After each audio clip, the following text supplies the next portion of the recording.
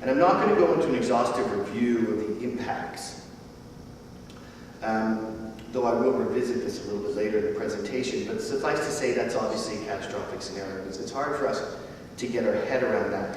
But we need to try and internalize that and understand it in order to talk about why this is a moral problem. And there are a number of things that I want you to keep in mind or I keep in mind as I think through the moral dimensions of climate change. The first thing is that we can solve this problem. Okay? We know what the problem is, we know what the solution is, we know how to do it. It's not a question of whether or not we can avoid the worst case scenario. It's a question of whether or not we will. The second thing to keep in mind is that unfortunately Canada is one of the worst countries in the world when it comes to taking action on climate change. I wish there were another way to put it, but it's just true. We're among the richest countries in the world. We've known about this problem for a very long time. We've been having conferences and making commitments about it at least as far back as 1988. We've repeatedly promised to do something about it, and we've repeatedly failed.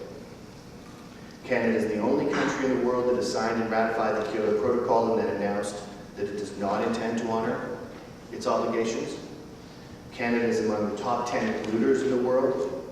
Canadians produce 2 to 3 times more greenhouse gas pollution per person than most European countries, 5 times more per person than China, and over 10 times more per person than India.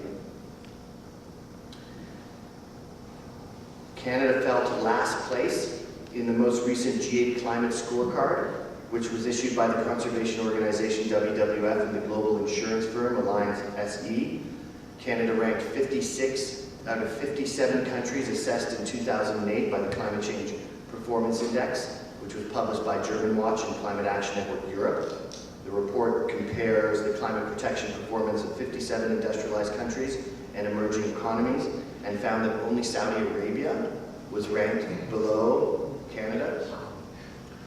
And the United Nations analysis of our most recent green stimulus program isn't much more favorable. The report reveals that Canada is spending about $77 per person in green stimulus compared to about $1,200 per person in the Republic of Korea, $420 per person in Australia, $365 per person in the United States. On a per capita level, the United States is now outspending us 14 times to 1 in terms of public investment in the clean energy economy of the 21st century. So objectively speaking, we can solve this problem. We can be part of the solution. Canada is unfortunately one of the worst countries in the world on this issue. The third thing to keep in mind, and this is very important, is that we're making a choice. Okay? Canada can refuse to do its fair share, turn its back on the problem, continue with a business as usual scenario, or we can take action. But either way, this is a choice that we're making. And because this is ultimately a choice that we're making, we need to recognize that this is also a profoundly moral decision, a profoundly ethical choice. It's a decision, in my opinion at least, that in ethical terms deserves to be placed beside any other atrocity in human history. Slavery, segregation, colonialism, major genocides, the denial of women's and workers' rights.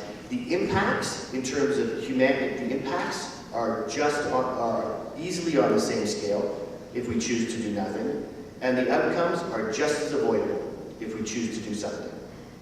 So we need to understand that aspect of choice is central, I believe, to the question of why this is such a moral issue. I tend to break the moral dimensions up into 3 pieces. One, I call them the 3 pillars of climate justice. Okay, one is the extinction crisis, or justice for creation. So the Intergovernmental Panel on Climate Change, their 4th assessment report, said, and I quote, "There's medium confidence that approximately 20 to 30% of species assessed so far are likely to be at increased risk of extinction if increases in global average warming exceed 1.5 to 2.5 degrees Celsius relative to 1980-99 levels. As a global average increase as global average temperature increase exceeds about 3.5%, model projections suggest significant extinction, 40 to 70% of assessed species around the globe." Okay, to put that into human speak, What they're saying is that under a 3.5 degree warming scenario or more, we're talking about losing about 1 million species.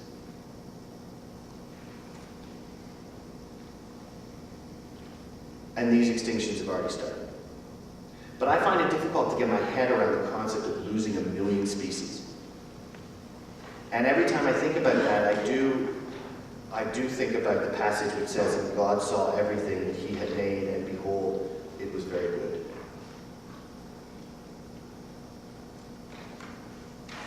The second dimension that I think is important from a moral and ethical perspective is the fact that 80% of greenhouse gas pollution that's in the air today was put there by rich industrialized countries.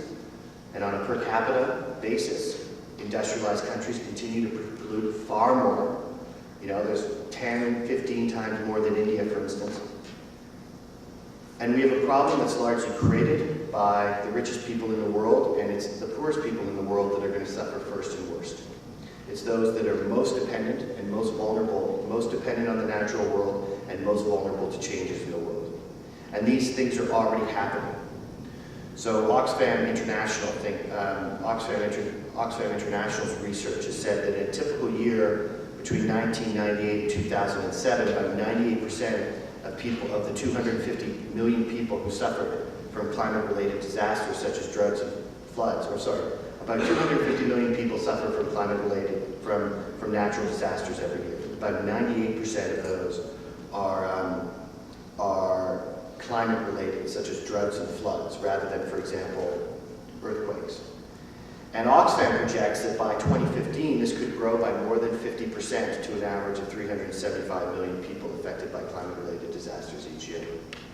And while these numbers are tragic, they don't include many of the impacts that are already being felt by accelerating desertification, the expansion of diseases such as malaria into new areas, and many other things. We're talking about a problem that is quite soon, is already affecting millions of people. It's quite soon going to be affecting hundreds of millions of people. And if we move towards a 3 to 4, 5 degree scenario situation, it's going to be affecting billions of people in profound ways. And hundreds of millions of lives are literally at stake. The third aspect is what I call intergenerational justice. So the problems we're talking about aren't far off, right? They're here, they're now, climate change is already happening. And there are some estimates that say if we continue on a business as usual scenario, we could be at a 4 degree scenario in terms of global warming within 50 or 60 years from now. So we're talking now about the lives of your children. We're talking now about the lives within the lifespan of your grandchildren. And the question becomes, what ethical obligation do we have to them as we proceed over the next 10 years? So I would argue, and I'm laying this out because I'm hoping to have the discussion, I think we need to be having the discussion, I'm interested in understanding other people's opinions. I would argue that one way to sum the moral argument up would be to say, to put it simply, our way of life is killing people in the poorest parts of the world, it's driving species to extinction, and it's hurting the prospects of our grandchildren. And I do mean our way of life, right? Because poorer countries want the same comforts that the average Canadian enjoys, and we're not even trying to show that this is possible without tearing at the very fabric of life.